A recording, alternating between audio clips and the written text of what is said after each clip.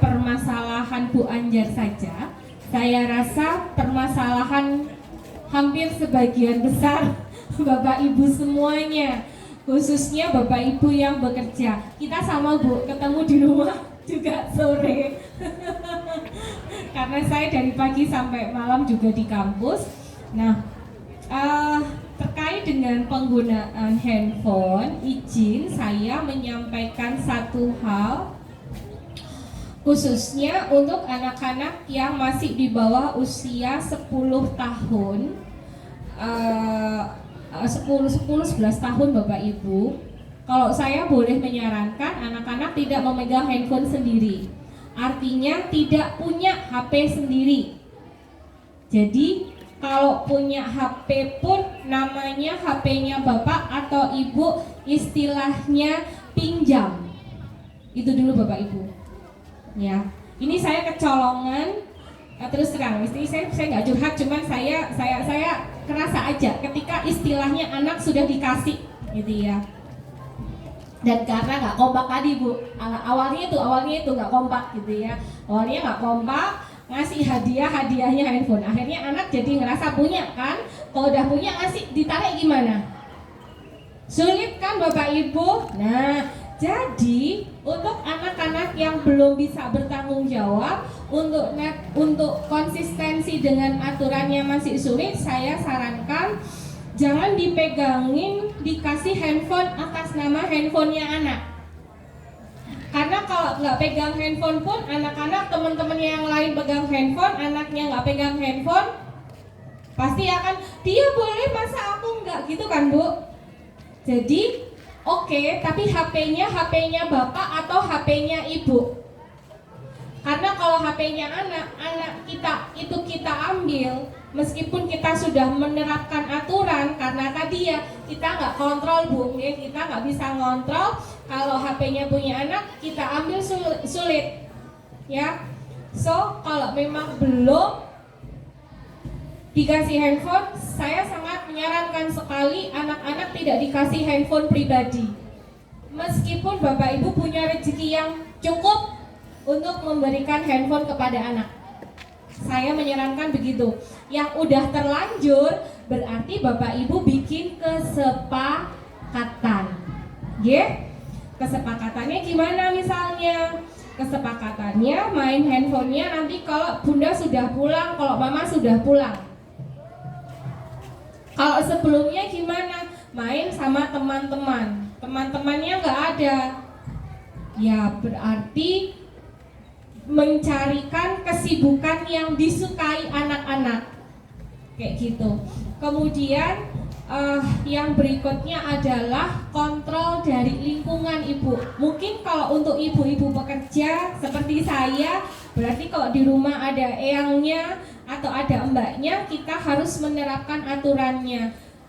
Anak-anak yang sudah bisa baca kita buatkan aturan Bu, dan kita membuatnya bareng-bareng dengan putra-putri Bapak Ibu. Kalau ini saya jalan Bapak Ibu kebetulan, alhamdulillah. Jadi bikin aturannya jangan Ibu pengen kamu harus naruh handphone jam segini, Ibu pengen ini. Kalau itu pengennya Ibu, kita harus kakak pengen gimana, Ibu tuh juga punya pengen gini loh, gitu loh Bapak Ibu. Jadi bikin aturan, dan aturannya ditulis, ditempel. Apalagi kalau sudah kelas 3, kelas 4 kan saya yakin sudah bisa baca Bapak Ibu. Nah, ditulis Bu, ditulis, disepakati bareng-bareng. Diajak aja main tanda tangan. Yo, ini aturannya kakak sendiri loh yang sepakat. Ya, sehingga nanti kalau kamu melanggar berarti hukumannya apa? Konsekuensinya apa? Diajak ngomong, yo berarti nanti aku nggak main handphone hari Jumat Sabtu. Biasanya kalau saya hari Senin sampai Jumat, oke saya kasih izin, tapi nggak lama, paling nggak satu jam, kayak gitu ya Bu ya. Nanti hari Sabtu Minggu itu bolehlah lumayan panjang karena waktunya. Kebetulan kalau anak saya juga sama kayak di sini, Sabtu itu libur, jadi buat main lumayan lama, lumayan panjang. Oke. Kita bikin aturannya bareng-bareng Bu, dan itu ditulis. Terus kalau bisa kakak mau apa? Nah, mau apa itu kalau saya boleh menyarankan, kalau di dalam psikologi namanya token ekonomi. Ibu juga bisa bikin kayak gitu. Token ekonomi itu kalau non sewu, kalau ibu atau bapak belanja di minimarket yang swalayan itu kan kalau beli sekian ribu dapat poin, dapat kupon. Lah, bikin aja kayak gitu bapak ibu. Nek zaman saya dulu, saya masih rodok bisa ribet, kertas nopo jenenge bapak ibu, kertas lipat itu bapak ibu, itu saya gunting, saya bentuk love kayak gitu. Nanti love-nya nek dia bisa kita tempel satu. Aku pengen kotak pensil nih, ya udah nanti kamu bisa dapat kotak pensil kalau ngumpulin love-nya 10. Berarti kan dia ikut aturan dapat love kayak gitu loh bun. Jadi bikin aturannya disepakati, bikin aturannya bareng, ditulis. Terus nanti kalau dia sukses, dia bisa dapat hadiahnya apa, kalau enggak konsekuensinya apa. Seperti itu Bu. Dan saya yakin kalau di sini kan SD anak-anak sudah mulai bisa diajak komunikasi, beda sama PAUD ya Bapak Ibu ya. Kalau PAUD itu ya memang kita harus banyak main reward and punish, rewardnya kayak gitu, punishmentnya. Tapi kalau di SD kita komunikasinya sudah oke, kayak gitu ya. Jadi kesepakatannya memang harus dibuat dua sisi, bukan pengennya ibu saja, tapi juga kakak pengennya apa. Ngaten Bu, anjir nuwun sewu mbok pilih bisa bisa memberikan sedikit informasi. Dan itu jalan Bu kalau saya. Di saya itu jalan. Jadi kalau kesepakatan dua belah pihak, loh ini loh kakak yang nulis, ini loh kakak yang tanda tangan, saya kasih lihat, itu saya tempel Bu. Kayak kemarin dia, mami aku pengen nabung.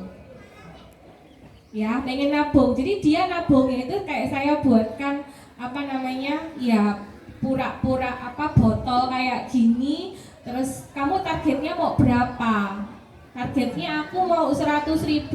Ya udah, berarti kamu ngumpulin uang berapa biar dapat 100.000? Mau beli apa? Aku mau bikin manik-manik mau tak jual. Dia bilang kayak gitu. Ya udah, berarti harus ngumpulin berapa? Saya buatkan kayak dari saya printkan itu kan di Canva banyak ya sekarang tabungan kayak gitu, target tabungan. Nah, itu contoh Bu, dia bikin, dia nulis. Artinya kita membangkitkan motivasinya dia. Jadi bukan kita suruh, bukan kita yang minta, tapi dia punya inisiatif. Anak punya kemauan sendiri. Kalau anak punya kemauan sendiri itu akan lebih mudah daripada kamu harus ini, kamu harus ini, seperti itu. Mungkin seperti itu Bu. Jadi kesepakatan dan kalau bisa anak-anak tulis aja karena dia sudah bisa baca, seperti itu. Mungkin dari saya